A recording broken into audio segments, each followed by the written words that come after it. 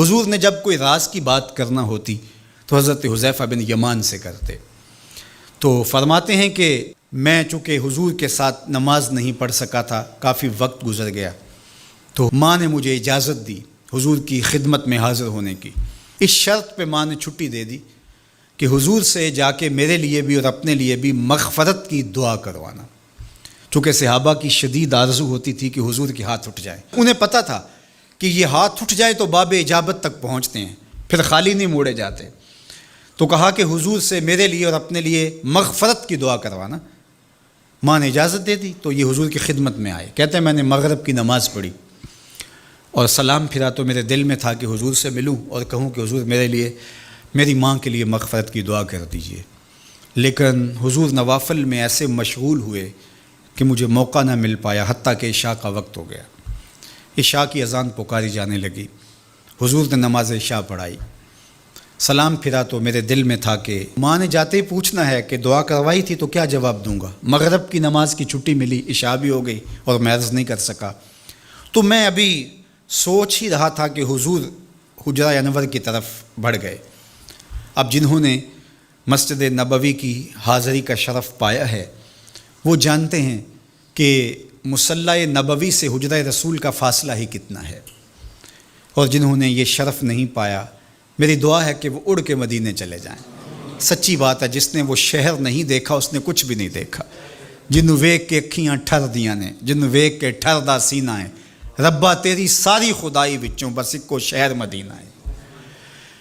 آج اس وقت پوری دنیا کے اوپر جو وبا پھیلی ہے اس کی وجہ سے جہاں اور بہت ساری چیزیں ہمارے لیے اذیت اور دکھ کا ذریعہ ہیں، وہاں ایک بہت بڑا دکھ ہے کہ مسجد نبوی کے دروازے بھی بند ہیں۔ تو یہ دن تھے کہ حرم کی رونقیں دیکھنے والی ہوتی، مواج انور کے سامنے درودوں کی بہار ہوتی، مدینے میں بیٹھ کے حضور کے روضے کے سامنے حضور علیہ الصلاۃ والسلام کے شہر کی پکی ہوئی کھجوروں سے افطاری کرنے کا اپنا ہی لطف ہوتا۔ آج مدینے کے لوگ بھی ترس رہے ہیں۔ بچپن سے لڑکپن تک اور لڑکپن سے جوانی تک اور جوانی سے بڑھاپے تک 80 سال عمر ہو گئی، جنہوں نے رمضان المبارک کا روزہ مسجد نبوی سے باہر کبھی کھولا ہی نہیں، آج اپنے گھروں کی چھتوں پہ کھڑے ہو کے میناروں کو دیکھتے اور چیخیں مار رہے ہیں۔ اللہ اس وبا کے دن مختصر کر دے اور اس امت کے لیے آسانیاں پیدا کر دے۔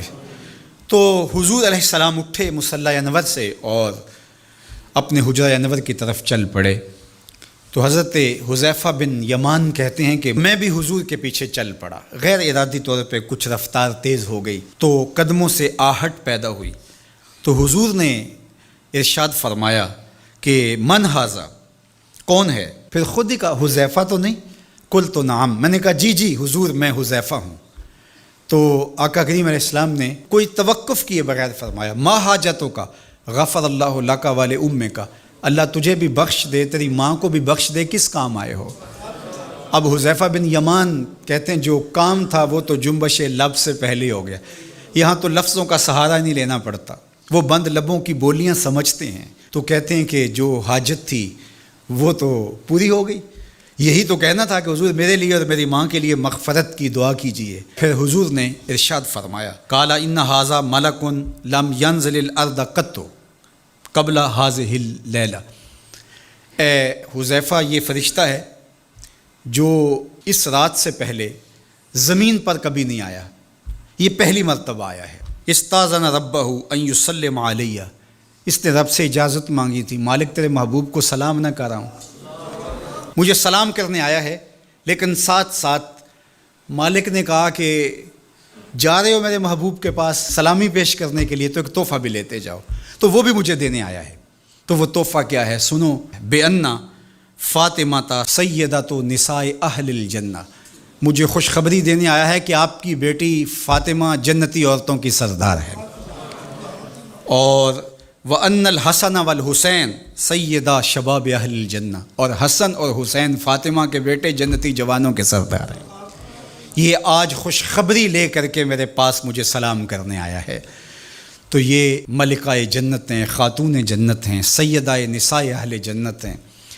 کہتے ہیں کہ جب حضور علیہ الصلاۃ والسلام کو سیدہ فاطمہ الزہرا رضی اللہ تعالی عنہا کوئی بات کرتی تھیں تو حضور ان کی بات کو نہیں ٹالتے تھے، ان کی بات مان لیتے تھے۔